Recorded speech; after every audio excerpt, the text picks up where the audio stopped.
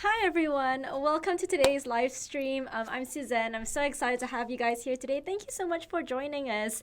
I have a very special expert with us here today. So this is Enrique. He's a partner manager for Philippines, but I'll let him talk a little bit about himself before I go on. Thank you, Suzanne. Yeah, as she said, my name's Enrique Kunhing. I'm a partner manager, which basically means I help YouTubers make the best of their channel. And that's what we're going to do today, right? Yeah, but before we get started, I know a lot of you come from all over the world, not just Philippines, but even if you do come from the Philippines, pop into the chat box where you're from, what channel you run, and also where you come from. We would just love to get to know you. And if you have any questions, please pop it into the chat box, and Enrique and I will help answer it after the entire session is over. There is a 30-second delay between now and the live stream, so when you put your questions, sometimes we may not answer it immediately, but that's because there's about a 30-second delay between us speaking now and you actually hearing it. But Enrique, take it away. Yeah, sure. So can we put this up onto the screen? Yeah. Perfect. So they can't see that though. Yep. Yeah, so what I would like everyone to do first and foremost is to open up your YouTube analytics. So go to your Creator Studio, click down to Analytics, and follow along wherever we are. If you have any questions as we go through each report, of course, feel free to pop it into the chat, as Suzanne said. So the thing about YouTube analytics is that there are a lot of buttons, a lot of filters, a lot of different pieces of information that you can use to inform your content strategy. Now, I don't think you need to know every single little thing, but there are a few key reports, few key insights that you definitely need to be aware of and know how to read. So in general, why do we use analytics? Well, first, we want to use it to learn about our content, but also we want to learn and become better when it comes to actually uploading and making those videos. So whenever you have a question that analytics can answer, this is the type of framework you can use. First, the question pops into your head, like perhaps, how am I doing? Then you go into analytics to look at a specific report. Using that report, you can gain some insights, and then you turn that insight into an action. So that's what we're going to do today. We're going to be looking through several different questions. Yeah. So it'll be broken into two parts. First, we'll talk about measuring success. Second, we'll talk about measuring engagement. And for measuring success, we'll ask 4 key questions. First, how is my channel doing? Second, are people watching my videos? Third, who am I reaching? Fourth, how are viewers finding me? And then in the second half of today's live stream, we'll talk about how to measure engagement. And we'll answer the questions, do viewers like my videos? Are viewers using my annotations, cards, or playlists? Are viewers choosing to subscribe? And lastly, are the subscribers actually engaged with my channel? Yeah. Would you be looking to run a demo for them now? Or? Yeah, I definitely think we'd like to do that. Awesome. Let's do that then. Okay. This is all working. So as you can see, we're going to be looking at the YouTube Creator Academy channel as our example for today. If you've never seen this channel before, I highly suggest that you subscribe to it. It's basically your YouTube textbook or your encyclopedia. A lot of the channel's videos are best practices as taught by top creators. So after today's session, I highly suggest you go in and look at all the videos, look at all the playlists, and learn what you can. When we were onboarding as new YouTube employees, this was part of our learning process, was watching some of these videos. Yeah. And for those of you who are familiar with the creator community, we have this thing called Tip Tuesdays every week where I put up a new tip. A lot of the stuff can actually be found in the Creator Academy itself, so it's a wealth of information, and you guys can find loads of things to help you grow your channel. Yeah, so let's get into it. So everybody, make sure you have your analytics up. Hopefully what you're seeing here is just your channel. But the 3 things that you need to keep in mind that I tell all of my creators whenever they're looking at analytics is you need to be aware of what's in this first box here, what's in this second box, the location, and lastly, what's in here, the time frame. Because whatever goes into each of these 3 filters can drastically change the type of information that you're looking at. And one key thing to keep in mind is with analytics and your engagement and your metrics, the big picture is always way more important than the small picture. Basically, how you did this whole year is much more important than the little fluctuations that take place on a daily or weekly basis. So, with that in mind, let's start with measuring success. And the first thing that we want to answer is, how is my channel doing? So if you never go to analytics, which is fine, you can still be a really successful YouTube creator without doing it. But if you never go to analytics, the first place to start is this overview report right here. And this is the first way that we can try to answer the question, how is my channel doing? So maybe this means, once a week, every day. Like, take a look at your overview report and see how you're doing. Basically, within this overview report are all of these different measures of success. And if you click on any of these, like the estimated partner revenue, if you click on average view duration, it'll take you to these further reports down here on the left side. But if you only have like 1 minute and you want to see how your channel's been doing, then go to the overview report. And so I would like you all to make sure that we're looking at this year. So you click up top here and make sure that the time frame is this year. Because as I said, we want to know how you did in a big picture sense. And we're going to use these reports to try to identify trends and identify areas where you can improve for next year and beyond. So this overview report, the first thing that you should look at is, am I seeing green or am I seeing red? So in areas where you see a green arrow pointing up, that means you've been improving in this time frame that we're looking at. If you see a red arrow down, that means perhaps you need to improve or work on this. Yeah, so to make it really clear, would it be that you're looking at this year time frame? So if they're looking at a green, it means they did better this year as compared to last year? What it means is that over the course of this year, for example, like my daily watch time improved over the course of this year. If you're going to compare yourself from this year to last year, you would have to actually make a comparison, which is something that we'll do later. It's a little bit of a more advanced technique. But right now, we're just looking at solely information from this past year. So for the YouTube Creator Academy, the channel, what I can see first and foremost is that we did really well on the whole. If you look at the watch time report, the views, and all of these main metrics, we're doing really well. But the first thing that I see is maybe we need to evaluate how engaging our videos are. Do we need to shorten them? Do we need to make them a bit more concise? Because if people's average view duration for my videos is slightly falling, that means maybe we need to rethink how we edit our videos. But if you scroll down from the overview report, we can see that given this time frame, they will give you the top 10 videos as ordered by watch time. So for you on all of your channels, this is the easiest way to figure out what were my top 10 videos this past year. And if you also don't have any time to go, further into all of these reports to the left, it'll give you a snapshot of your demographics, your traffic sources, and who was watching you over this past year. So for this channel, the YouTube Creator Academy, 18% of the viewership came from the United States, but if I were to click into here, you would see that we have a very diverse demographic. Also, we see that more males are watching this channel than females. I think perhaps that's because there are more male YouTube creators on the whole than females. This is something we're working on. And the audience and the viewership of this specific channel tends to be people like you trying to improve their YouTube channels. So let us know in the chat whether your main viewers come from. Is it from your home country or is it from a different country? Yeah, let us know. Okay, so that was the overview. Now we'll move on to question number 2, which is, are people watching my videos?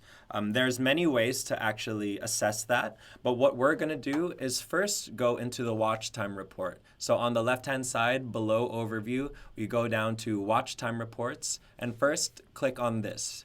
Now, why is watch time the very first one here that we have in analytics? It's because watch time, at the end of the day, is perhaps the most important metric on your channel. And what it means is, how much time did people spend watching your videos?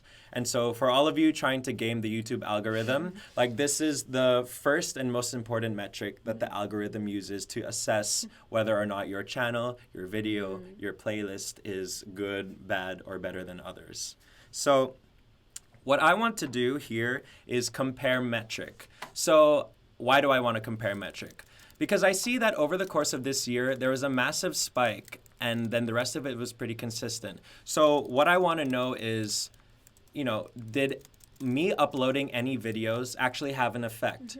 So if you go to compare metric, you can see that you can overlay all of these different types of stats compared to watch time. What we're going to do is click on videos published. So again, compare metric, go down and all the way to the right side under videos, click videos published. Now what we can see is, how many videos you uploaded and was there a correlation to the watch time. Also, a quick aside, just like the overview report, if you go into your watch time report, it'll give you a list of your top videos as ordered by watch time. So we're beginning to answering the questions like, are people even watching my videos?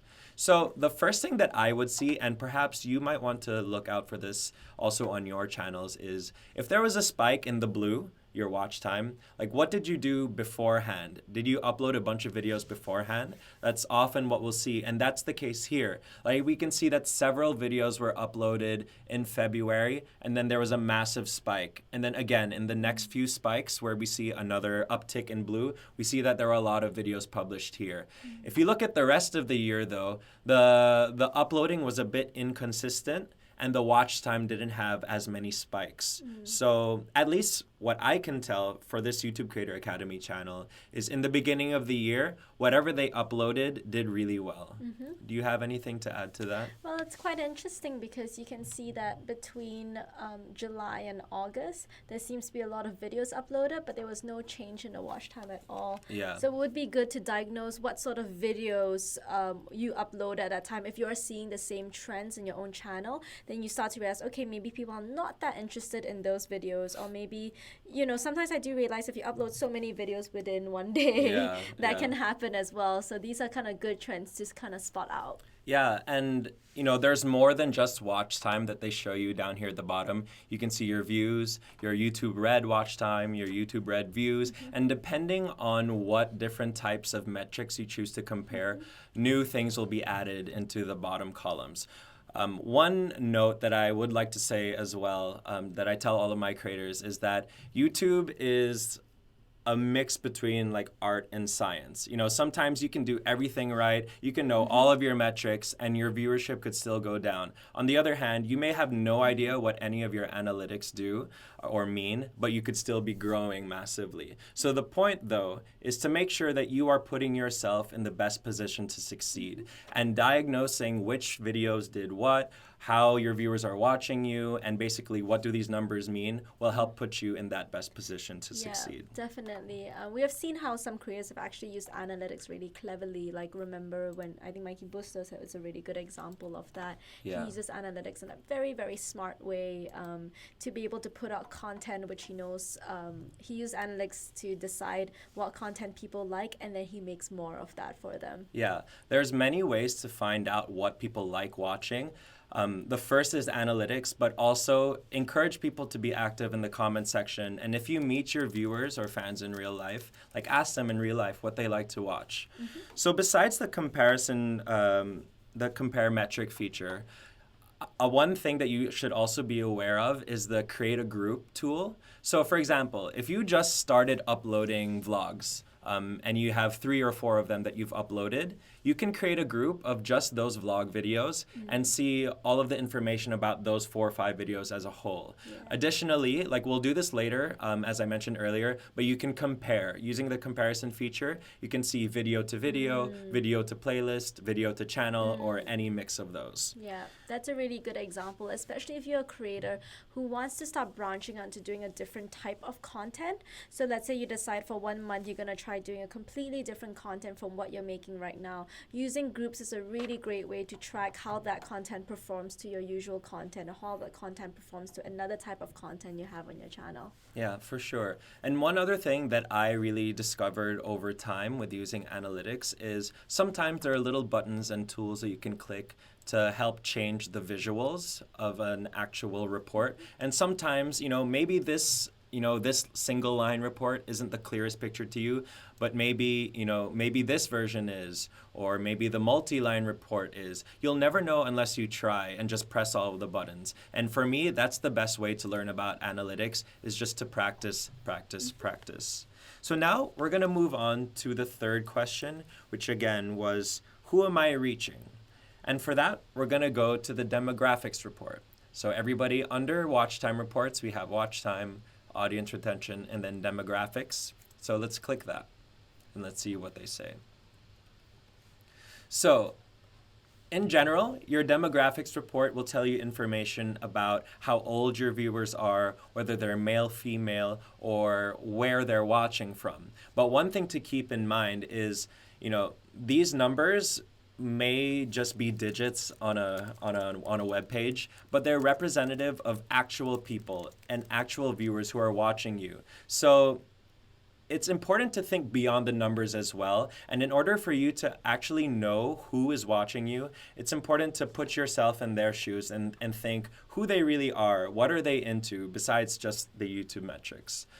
So if you scroll down, you can see here that there are different buttons that you can click. And so right now, the default setting is to just look at the age. So now we can see for the YouTube Creator Academy channel, it seems like the majority of their watch time is coming from 18 to 34-year-olds, which makes sense because that's around the age of most of the YouTube creators out there. But if you click on viewer gender, you'll see that it'll change and you'll look at the male-female split. If you click on video, it'll show you, once again, by order of watch time, what your most popular videos were and what the male to female distribution was. But I think most interestingly for all of us is if you click on more and then click on geography, now we'll get some information about where they're watching you from. So if you remember earlier, what we said for how to use analytics was to ask a question, look at a report, gain an insight, and take action based on those insights. So here, for the YouTube Creator Academy channel, we see that the United States makes up only 18% of their viewership, but Saudi Arabia has the next most viewership.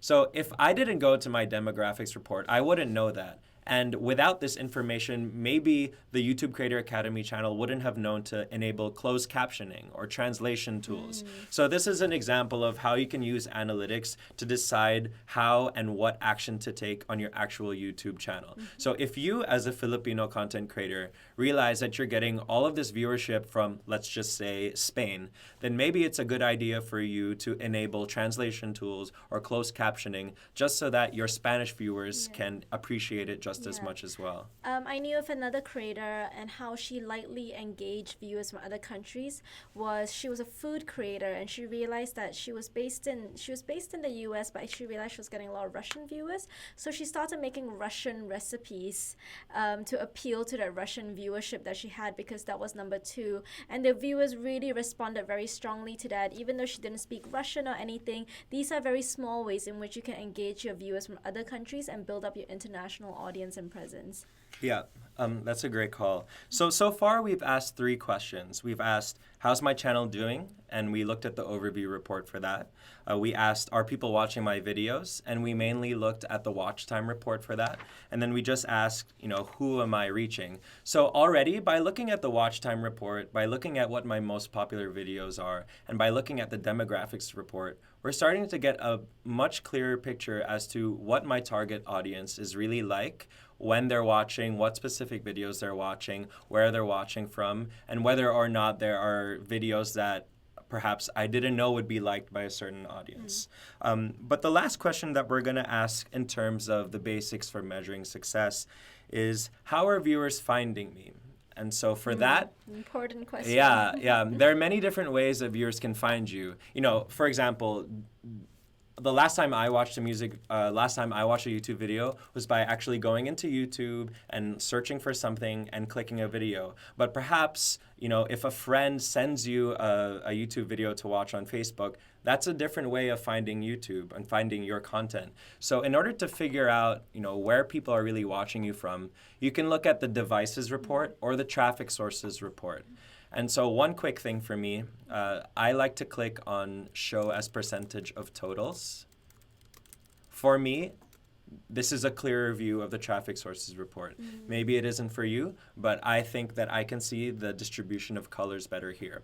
So what exactly is the traffic sources report? It basically tells you how people found you. And there are 5 main ways that people can do that. There's from suggested videos, from browse features, from YouTube search, from external or for other. But then there are all of these other different ways and sources for people finding you. And for most of them, for some of them, not all of them, they will have a question mark here. And if the traffic source has a question mark, or if the label to a section has a question mark, it'll tell you what that means. So what does suggested videos means? It means views from suggestions appearing alongside on the right-hand side of the videos. So we're going to talk a little bit about YouTube search because I think that this is probably the most fun way to use the traffic sources report.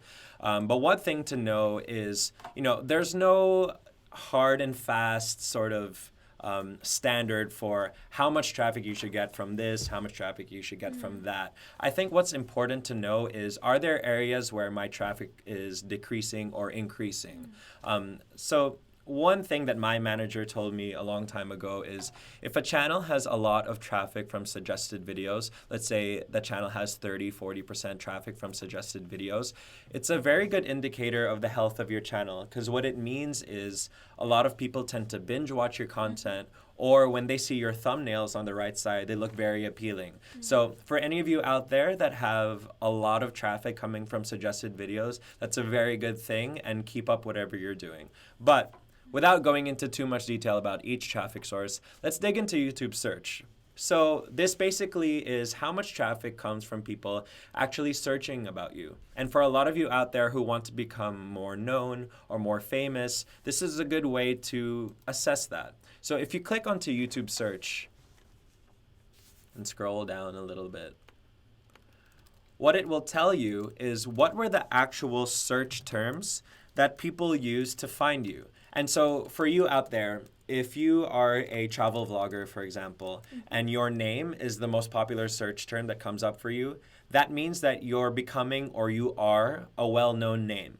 If you are trying to get your name out there, but you see you're only getting like 0.1% traffic from your name, perhaps an action to take is to make more searchable keyword titles or keyword-rich titles, and perhaps by putting your name in the very front of your title. That's just one thing to take note. But for the YouTube Creator Academy, we can see that a lot of the YouTube creators were thinking, how do I write a script, or script writing? Yeah. So clearly this was like, of all of the topics that people searched, how to implement I guess an element of storytelling into your videos was one of the best ways or most common ways that people ended up finding the YouTube Creator Academy channel.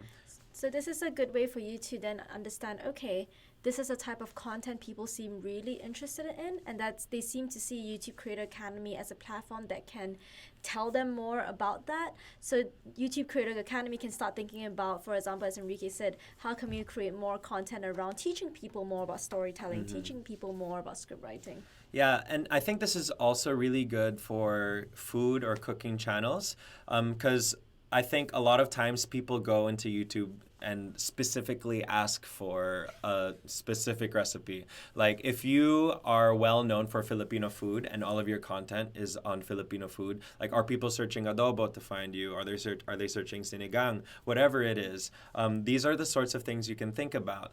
Yeah. Let's move up a little bit. Again, just like all the other reports, you can toggle to these different things and compare metrics as compared to whatever your traffic sources are. So there's way more information that can be found in all of these different reports, but the best thing for you to do is to go search for it yourself.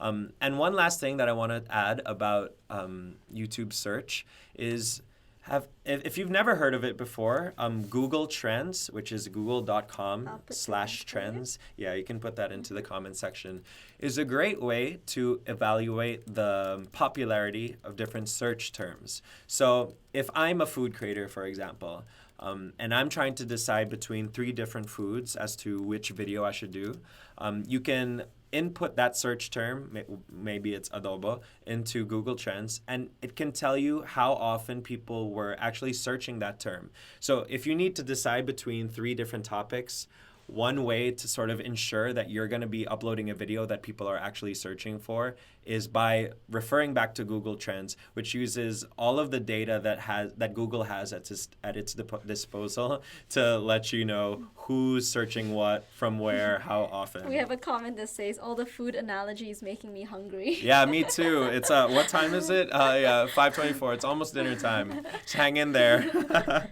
Okay, so those were the first 4 questions. And again, measuring success goes way beyond just the numbers here. But go into your analytics, look at your overview report, look at the watch time report, do comparisons, create groups, go to the demographics report to see where people are watching you from and who they are. And lastly, be in tune with the different traffic sources and what they really mean for you as a channel. So now we're going to move on to the second part, which is all about measuring engagement. So you can see here, let's go back to the overview. If we go back to the overview report, if you remember at a glance, they have some general metrics up top here, but then some key engagements at the bottom. Likes, dislikes, comments, shares, videos and playlists, subscribers. So why do we want to know if our video is engaging or not? Well, in the entire ocean of YouTube videos out there, sometimes it's the level of engagement that determines whether or not you're going to surface higher or lower than other videos. So for example, if there's one video that has 20,000 views and no likes versus a video that has 20,000 views and like 5,000 likes, it's probably going to be the one with 5,000 likes that surfaces higher in the search results or gets shown on more people's home pages. So these engagement reports aren't the end-all be-all. Like if every video doesn't have 1 million likes, that's fine. But again, it's these little pieces of information that can help put yourself in the best position to succeed. So first, do viewers like my videos? Now I want all of you to go down into the interaction reports and click on the likes and dislikes report. So again, on the very left side near the bottom, scroll down and click on likes and dislikes. While waiting for it to load, one of the viewers asked the question, is views or watch time more important in deciding what he should make another video about? Or is that the wrong question to be looking at? Is views or watch time more important? Well, if you're going to be looking at a specific video, then I think overall watch time is more important because a person can view a video for like 15 seconds and that'll still count as a view.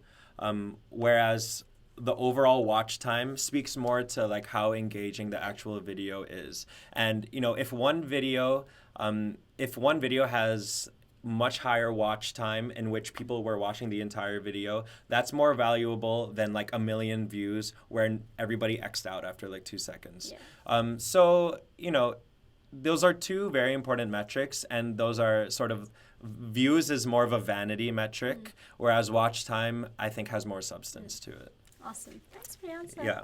So do viewers like my videos? Likes and dislikes report. So for the given time frame, whatever you're looking at, and if you're looking at your channel as a whole, this report will tell you how many likes you got and how many dislikes you got. So clearly the YouTube Creator Academy is doing a good job, but maybe we could improve. If you want to go video by video, you can always make sure that what you're looking at in the top left is a specific video, and then you can look at the likes and dislikes there. Or you can go in down here, and thankfully, again, it's listed us our videos by order of watch time, and you can click on there to go, into an actual video. But how do we use this report? Now, I don't want you guys so fixated on all of the likes and all of the dislikes on your video, but I think the best way to use the report is when you scroll down here, look for the greens and look for the reds. Like, what videos have more greens? What videos have more reds? If you see some trends, like let's say, for example, if you are a channel and you have 2 main types of content, and based on the videos, we can see that it's clear this type of content has more likes than dislikes, whereas the other type of content has more dislikes than likes, then maybe that means you need to readjust or align your prioritization. So for this video, and you remember earlier we saw that Saudi Arabia was giving 8% of the viewership for the Creator Academy channel. Like, these are the most liked videos. Was this video? I don't speak Arabic, so I'm not sure what this is about, but it probably did a good job. And then lower here, lower down, we see this video had a lot more dislikes than likes. So, you know, what did you do in this video that caused people to like it? What did you do in this video that caused people to dislike it? Piggybacking on the example that Su-Zen said earlier, Mikey Bustos on his Ants Canada channel, which if you didn't know about that other channel, it's another one of Mikey's channels that's completely different from his normal content. But on his Ants Canada channel, he uploaded a video where he made a Donald Trump toy out of like candy, basically, and put it into one of his ant farms, and all the ants ate Donald Trump, which he thought was going to be a funny and engaging video, which it was, but it was also the video that gave him the most amount of dislikes. And he realized that perhaps maybe for his sort of channel, people don't really want him to showcase political type content. Yeah, and yeah. so that was an insight that he took from that. Yeah, definitely. So again, if you're going to be in your likes and dislikes report, I don't think it's necessarily that healthy to figure out how many likes and how many dislikes happened on each of your videos, but it's important to notice the trends and see, okay, does this type of video have more green, or does this type of video have more red? What can I do, and how can I use this information to inform my content strategy moving forward? So that's the likes and dislikes report. Now what I want to do is go to the audience retention report. So hearkening back to, and everybody click here, under watch time report, there's the audience retention, click that. So the question earlier about watch time versus views, not all views are created equal, and the most valuable view is one in which somebody watched the entire video through. And this report is how you can see whether or not people are actually doing that. So if you're gonna look at your channel as a whole, which we are right now, we can see that on average, people viewed 31% of the videos. So what that means is if the videos on average were 10 minutes long, people tended to watch about 3 minutes of the video. And as we said earlier for one of the other reports, there's no exact number that you should shoot for. Instead, you should just be thinking, how can I improve this? How can I keep improving it? So again, it gives us our top videos. And I think audience retention is good to know as a whole, but it becomes a lot more useful when you look at it on a specific video. So you can click on any of the videos in your analytics. Preferably, let's pick 2 examples. If you look at the average percentage viewed here, what I'm going to do is I'm going to look at one video that has a really high audience retention and one video that has a really low audience retention. So let's find one first that has a very low audience retention. We can see, okay, maybe the 14%. Yeah, let's go with that. This second video, Jana Vlogs. So if you click on a specific video, yeah, okay. So if you click on a specific video within the audience retention report, what it then shows you is, first, it embeds that video into the report. And if you press play on the video, it basically follows your audience. And so what do these numbers mean? So basically, this is a measure of how many of the people are still watching the video. So in general, for most videos, you're going to see a decline in the beginning because oftentimes people click on the video, they realize they don't want to watch it, and they click out.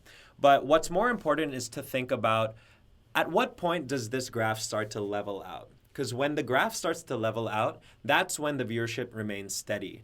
And that's when people have stopped Xing out. And perhaps what it means is that's when you started getting into the meat of the content. So for this video, it looks like it starts to even out at around the 30 to 40 mark. And for me, I think that might be a little too long. Like in general, you want to hook people right away because usually if you can get their attention right away, that'll keep them on the video longer. Try to shoot for the audience retention to level out somewhere between 10 to 15 seconds if possible. Maybe it had a really long intro? Yeah, perhaps. Let's see. So let's see, like during this video right now, it's sort of the montage. she's talking a little bit about Okay. herself. And maybe it wasn't until a little bit later in the video when things started to get a little more interesting. Okay, let's see. So yeah, you can see in the beginning that at least for the first like 10, 15 seconds, people might be thinking, okay, what am I watching? Like, I'm not sure if this is exactly what I want. But you can see that when she started to get on in front of the screen, started talking about herself, that's when the audience started to like be a little bit more engaged. One of the viewers is saying that she can't see the orange line. How does she get the orange line? Okay, well, the orange line is specific right now to this YouTube Creator Academy channel. If I were to go into perhaps your channel, whoever this was, you would see that it would probably only be just the organic line. And that video discovery ad, that orange line is due to the YouTube Creator Academy like boosting that video, So which it's a paid. yeah. So this is, and maybe you have some paid viewership on your videos, but most of you won't. And I think that the organic viewership and the organic audience retention is always far more important. So I think that's why it makes sense, because for this one, I guess with the paid viewership is the one where you see the decline. Yes. But the organic ones are actually a lot more natural. Yeah. So yeah, I guess it's just an ad, so people clicked on it and realized, oh wait, Yeah. it wasn't what I thought it was. Right. So now let's go back and try to look at the audience retention of a video that people watched for a longer time. So 66 is pretty high. If you have any videos that are getting to like the 40, 50, 60% average view duration, then that's really, really good. So let's see. Okay, this is good right here. So what I wanted to call out to you guys is the audience retention report isn't always a straight line. Like on the last video that we watched, it was pretty standard and it was just, like that. But for here, we can see that there are certain points when the audience retention graph either straightens out or even ticks back up, like right here. Let's see. So People fast forwarded to that. yeah.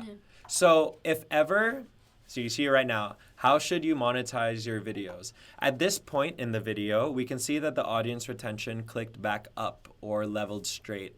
And what that means is that people either paused on the video or rewound back to this point or fast forwarded directly to this point. Basically, it's more engaging than the surrounding parts. So let's just say, for example, you upload a vlog, a 10-minute vlog.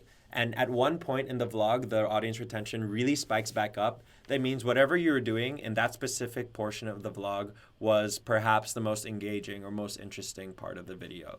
And then for the rest of the video, if we go on, there's a few parts where it goes back up. But on the whole, it's a pretty straight shot to the end. And then at the very last second, it starts to dip back down once, the credits are up, basically. Are there any questions or anything else? Do you guys have any questions? If you have any questions, feel free to just pop it into the chat box and we'll answer it as we go along or towards the end as well. Okay, cool.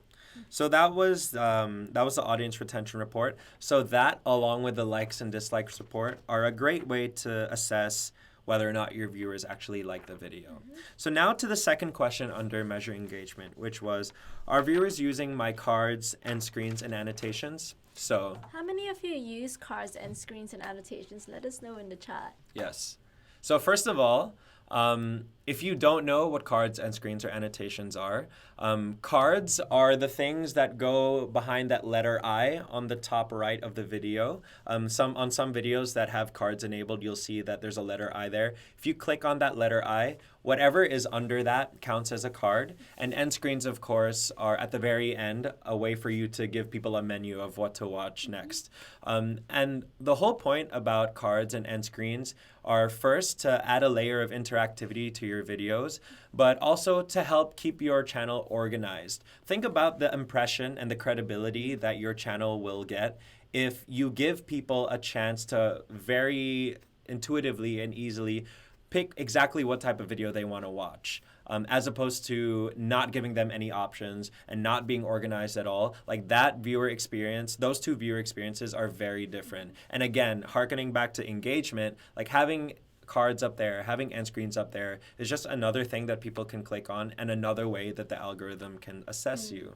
A lot of them use cards and annotations, so I think they were Good. quite excited about this part. Good. So one quick note though about annotations is annotations can still be viewed on videos that have annotations from that were uploaded in the past, but now we no longer have annotations available. Instead, we have the cards and end screens, and cards and end screens are a less visually intrusive way of doing what annotations did in the past. And also, we found that after reviewing annotations, like almost nobody watched them or clicked on them, so we decided to deprecate that. At the end of the day, if you feel like you really, really need to have those annotations on your videos, you can always just put lines about it in the description. That way, they would accomplish the same thing that perhaps annotations would. Awesome. But let's dig into the report itself, and let's start first with the cards report. Let's see. There we go. Okay, so you click on the cards report. And hold on. Let me go back to YouTube Creator Academy, and we'll look at it as a whole. Okay, now we're in the cards report for the YouTube Creator Academy channel. And what we can see is during this given time frame, we tell you how many times the teaser was clicked, how many teaser clicks per card teaser shown, card clicks, percentages of cards clicked per card shown. And then down here, we have by order of card teaser clicks, what were my most successful cards. Let us know in the comments which were your most successful cards, what were the cards, who was clicking on them, any information. But yeah, don't expect, hundreds and thousands of card clicks, but, the more you use cards, the better. And also, the more you keep using cards and the more clicks you get, the bigger the sample size, the bigger the data you can glean from this report, and the more actionable they can become. If for now you haven't used any cards on your videos, then you probably won't see much in this report. But the more you use cards, the more robust this section of analytics will be. So if, for example, like in the Creator Academy channel, we see Make Money with YouTube is a very popular card. So does this tell us that this video is a very, very popular video? What sort of data or insights can we gather from our cards reporting? Yeah, well, for this one, for example, what I'm guessing is that across all of the videos on the YouTube Creator Academy channel, the card that got people's attention most was the card that linked them to this video. So if you're using info cards, for example, to link people to playlists or to link people to specific videos, and you're using those cards across all your videos, you can take a look in your cards report to see what was the most intriguing video that I linked people to on the whole. So we can see here that across various videos, it seems like the cards that people ended up clicking on the most were anything related to monetization. So if, for example, let's just say you are a creator from the Philippines that used to upload mostly covers, and then now you're uploading more vlogs. If on your vlog videos, you can see that people still really click on the cards that lead them back to your covers.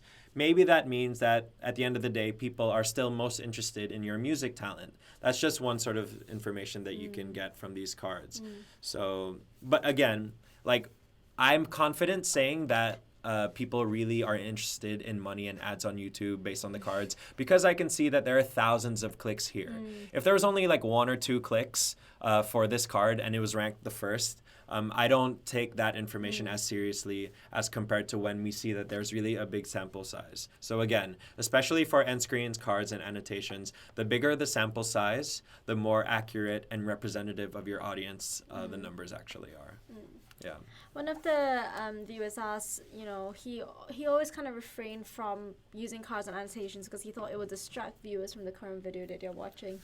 Right. So annotations definitely did distract people, but the thing with cards and end screens is they'll only appear if you actually click it. Whereas in the old YouTube, if you didn't turn off annotations, all the annotations would pop up on the videos. Right now, regardless of whether or not the viewer has annotations turned on or off when watching your video, the cards and the end screens well, the cards won't disrupt the visuals unless they actually click on the Yeah. teaser. So unless you actually said to, so a lot of creators use it like, oh, let's say if you're doing a product review, you're a beauty creator and you're doing a product review, you can be like actually saying your video, click on the I Yeah. button up there so you can find out more information about this product. So it allows you to do more call to action for people to find more information. It doesn't just spam the viewer. Yep. I definitely think that on YouTube, any way that you can give calls to action, as she said, will encourage people to actually follow through with that action. Like if you're using a poll card in your videos and you're asking people, what type of content do you want to see more? Like vote here. Like unless you tell them to vote there, either verbally in the video or by pinning a comment or putting it in the description, chances are most people won't know that that poll card is there. So make sure that you take the opportunities to encourage people to subscribe, Yeah. encourage people to click on the card, encourage Yeah. people to vote on the poll, do XYZ.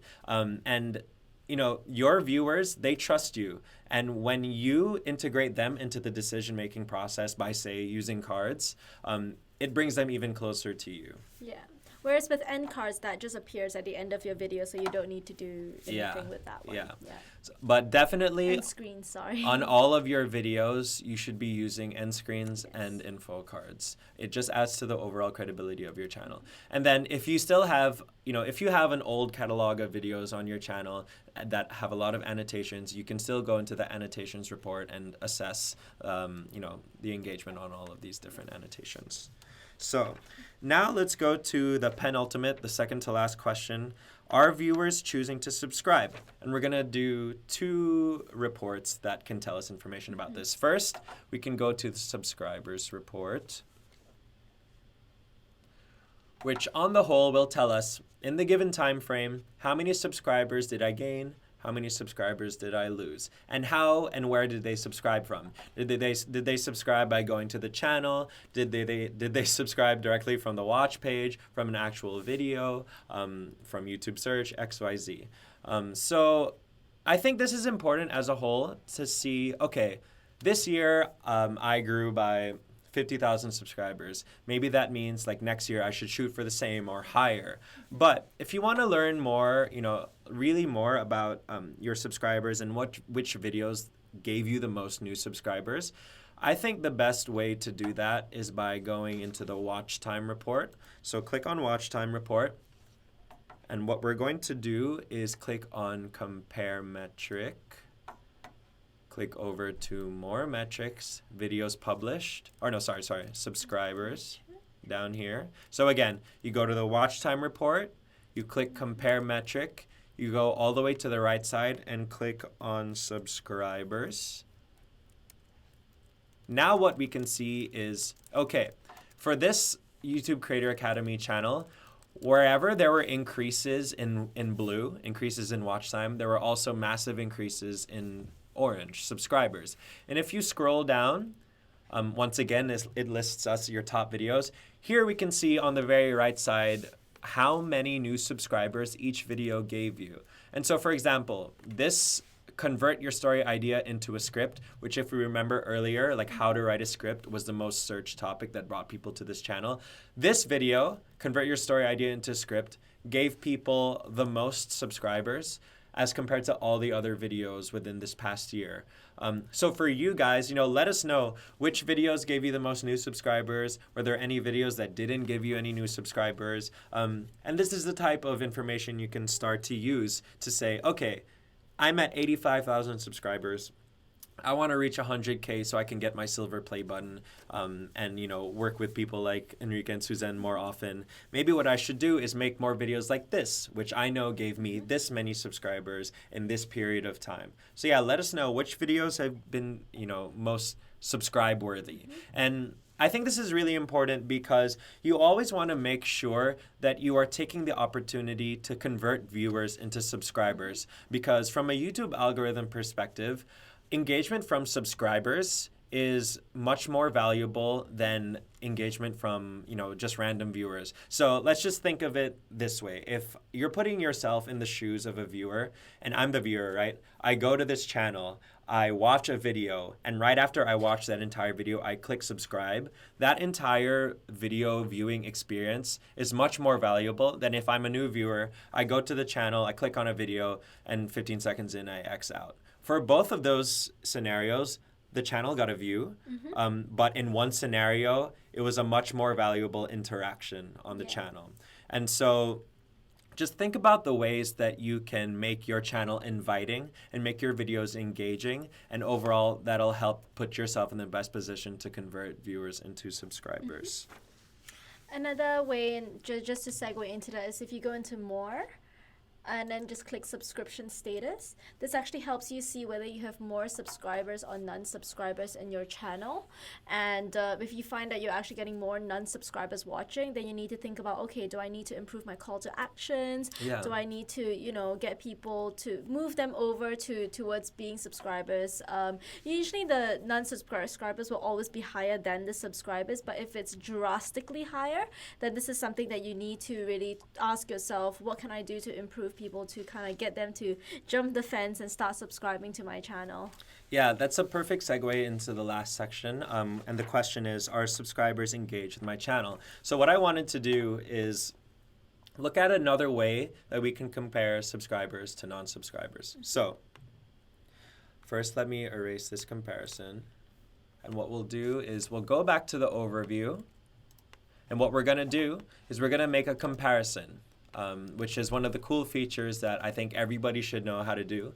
And again, what we're going to do now is channel to channel, but looking at subscribers versus non-subscribers. But you can compare any mix and match of like videos, playlist, channel. And if you're a content owner, meaning you have, CMS and access to content ID, and you own several different channels, you can even compare channel to channel. But what we're going to do today is take a look at the viewer behavior from my subscribers as compared to my non-subscribers. And if you look here, again, there are all of these different little filters and different little buttons that you can modify to give you different information. The thing we're going to do today is click on subscribed and not subscribed for the top row. And for the top row, I want to click on subscribed. So if I click on subscribed, now what we can see is the blue right now represents information about our subscribers, and the orange represents information as a whole, but I'm going to change that. The bottom one, I'm going to click not subscribed. So again, you click comparison. After you click comparison, you go to this button, the second one here, and for the top, we click subscribed, and for the bottom, we click not subscribed. Now, you may not have readily available information for you right there, but it's important to, if you keep this comparison, you can toggle between all of these different reports here. And it's important to try to identify any trends. So if I go to the watch time report, I click here. It'll tell us some really solid metrics, right? So over this past year, for the YouTube Creator Academy channel, we see that watch time from subscribers was about 1.2 million, and watch time from non-subscribers was 13 million. I love this report. Yeah, I love this report too. We love reports. We at YouTube, we love reports. It's my favorite report. Yeah, 13 million watch hours from non-subscribed.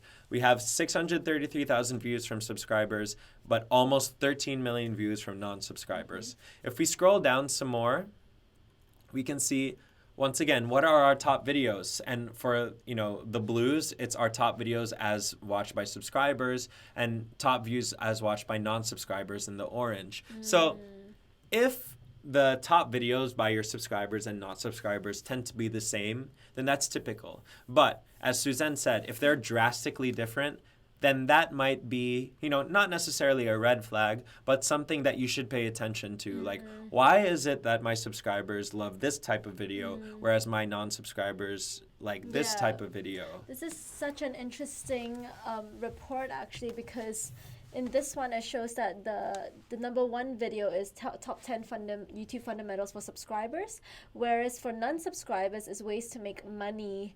And Yeah. it's long form content. The top 10 YouTube fundamentals is a 7-minute long video. Yeah. And subscribers usually tend to watch more in terms of watch time. They actually tend to watch a lot more than non-subscribers. And with this channel, so interesting because a lot of it is so different. So we really want to know from you guys, do you see the same on your channel? Are your subscribers and non-subscribers watching the same videos, or are they watching completely different videos? And if they're watching completely different videos, it's such a good opportunity for you to be able to engage more subscribers by feeding them more videos that your subscribers enjoy watching. So it's a balance of both. It's feeding videos to non-subs to get new creators in. So a way to do that, new viewers in, a way to do that is through tentpole content, seasonal content. For example, Christmas is coming up. If you can do content around that, that will bring a lot of more newer people in. And then follow up your next video with a video that maybe your subscribers will enjoy watching to try to convert them over. Yeah. As she was saying, basically, different videos can accomplish different things for your channel. And it's okay. And you can even plan for that. We have a framework here that we call Hero Hub Help. And it's basically what she was alluding to. Like, hero content is like your big bang, like your most successful videos that might drive, the most amount of viewership. Your hub content is like your bread and butter series on your channel that your subscribers like. And help might be the quick, short videos that either bring new viewers to your channel or that you use just to sort of like keep them engaged. And you should think of your YouTube channel as think of it as like a cable TV provider where you have this channel giving this type of video, this channel giving that type of video. You have different audiences watching different things, and you can learn a lot from the different types of content that people like to watch. So, use the information that you have here to cater to all of your different audiences. Another strategy you can adopt to get more non-subs converting into subscribers is to use the end cards. So for example, in this one, we see that subscribers really enjoy the top 10 YouTube fundamentals video. So it means it's a very meaty content. So, and non-subscribers really like the ways to make money on YouTube. So what you could do is on the ways to make money on YouTube video, you can put on the end cards the top 10 YouTube fundamentals video. So it's a way for people to click into it and they get to watch that content, and hopefully that converts them into being subs as well. So use that sort of data to play around with the features that we have as well. Yeah, and one thing that I briefly thought of as Su-Zen was talking, again, using Mikey Bustos as the example, is he is very in tune with what his subscribers like and what his non-viewers like, and he's very in tune with his analytics. And basically, most of his videos on his Ants Canada channel are, pretty long, and they have to do with his ants and their lives and their activities. But he knows, based on the comments, based on the cards, and based on, talking to people, that his subscribers think that his videos can be very, very soothing. So what he actually did is he used the cards, as Su-Zen said, to lead people to different types of content, and actually uploaded completely long form, like unlisted videos of just his ants. Like, for example, if he has like 2 hours of footage that he edits down to like a 10-minute video, there's all this extra footage, and he knows that his subscribers can love to just like sit back and watch it and think of it as very soothing. And he learned that from the comments and the cards. And so what he did was he linked unlisted videos of just his ants being ants, like hidden into the cards. And he found that the watch time for these videos were really, really long, and his subscribers loved it. And that's what he did. Like, he used the information to figure out that, oh, my subscribers specifically actually like just sitting back and watching my long and content but as I a can't whole. put this on my main channel because it would drive away my subscribers. I'm not going to upload it onto my main channel, but I can upload it as an unlisted private video and just keep it hidden in the corner for like the most avid fans of his channel. And it made his fans really excited because it was secret videos for them. Yeah. It wasn't available publicly to everyone. It was for people who were die-hard fans and who knew how to navigate and find their way around his channel, his other secret content. Yeah, and that doesn't mean that you're going to have, that doesn't mean everybody can have like secret content, but the moral of that story is that he used various pieces of information, especially his analytics, to provide a new or enriching experience for his most diehard fans. And if he wasn't able to piece all of that together and be savvy enough to use info cards and upload private unlisted videos, he wouldn't have been able to provide this, like, I guess, extra special experience for his most ardent fans. Yeah, another way to do it is to use sort of sections and playlists. So I had just had a comment here on the chat from Richard who said that he noticed his non-subscribers, his subscribers tend to enjoy content that's more personal to him, whereas his non-subs prefer content that's not that personal to him.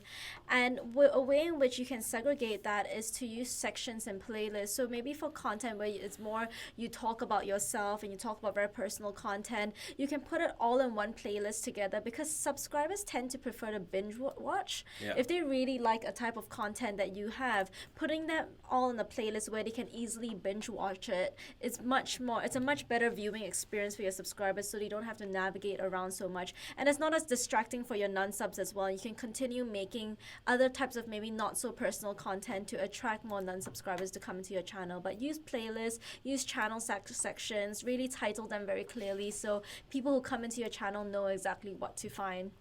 The last thing that I'm going to suggest to you guys, and this goes back to one of the points that Su-Zen made earlier, is if you want to see how you did this year compared to last year, you can use this comparison feature. So I started back from scratch. I clicked on subscribed and not subscribed for both. I made sure that everything's equal. But the top, we have this year, and on the bottom, you can click last year.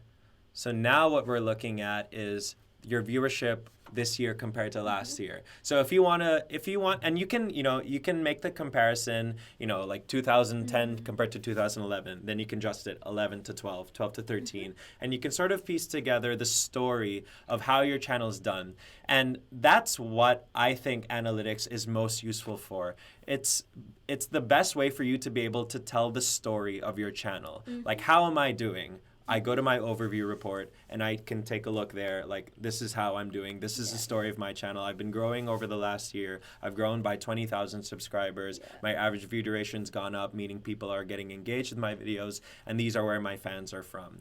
So we talked about a lot today. I don't expect you guys to remember everything, but again, the best way for you to learn about analytics is to try it yourselves. Yeah. We're actually running out of time, but we're just gonna take maybe some 3 quick questions from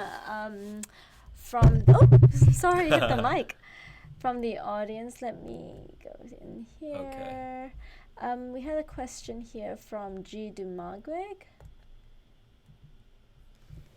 So his question is, does analytics have data on how much we earn, maybe in a video? I've tried looking for an AdSense, but it doesn't even show that I have earnings from YouTube. Yeah, so if you go into your own analytics and you click on the revenue report here, it gives you an estimation of how much revenue you earned in the given time frame based on however many impressions were served on your videos. So the YouTube Creator Academy isn't monetized, so we don't have revenue information here. But yes, you can either look at the revenue for a specific video or for your channel as a whole. Now keep in mind that the numbers in this revenue report may not be exactly the amount that you get in your bank account at the end of the month, but it's an approximation based on the amount of ads that were served on your videos. And one key thing to remember about the revenue report is you should never look at it, say, week by week, because your revenue comes into your account on a monthly basis. So this revenue report is ever more important to keep the big picture in mind for your revenue. But yes, your revenue report tells you how much money you should be earning, and your ad rates reports tells you information about what the CPMs are for each country that it's giving you viewership. And maybe you can read a little more into CPM on the YouTube Help Center or the Creator Academy, but it basically means like how much money advertisers are spending per country. Awesome. And the next one we have Sherry Santiago, basically asking what does unknown or infrequent traffic and external sources mean. So when you go into traffic sources, it says unknown.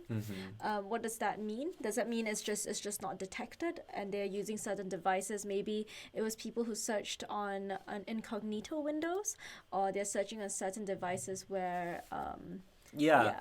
So, I mean, the internet is a massive place. There are so many different ways that someone can end up at a YouTube video. And maybe it means that it was from, like she said, incognito, or from a direct URL entry, as the description says here, or from some unidentified app. Basically, if the way that people were finding your videos didn't fall into one of these major categories, then they'll just lump it into like direct or unknown.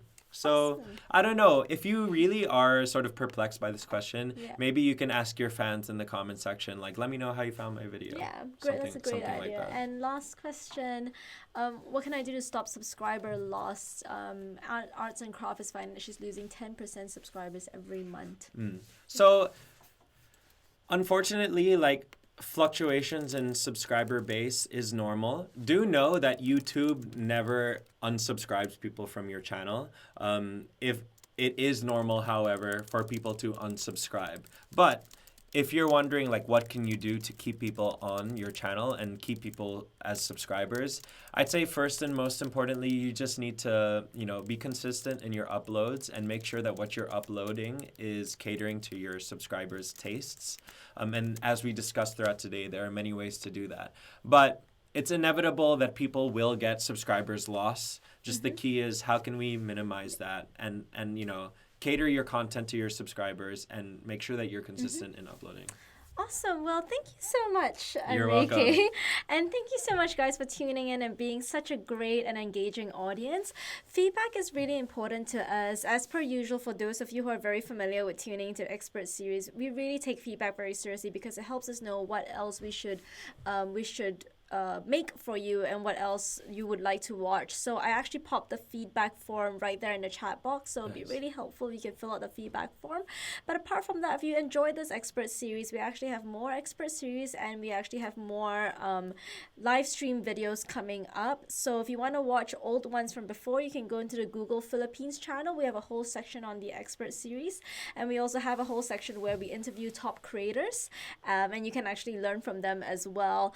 But we'll be having the next session will be on community building, and that's 2 weeks from now. So for those of you who are joining us for that, we hope to see you then. And thank you very much once again, Enrique, for joining us for today's live stream. Thank you for tuning in, guys. And if you guys want to see Enrique come back again, pop in the chat box below. I'll be here all day. Thank you so much, Thank you. guys. See you around. Bye.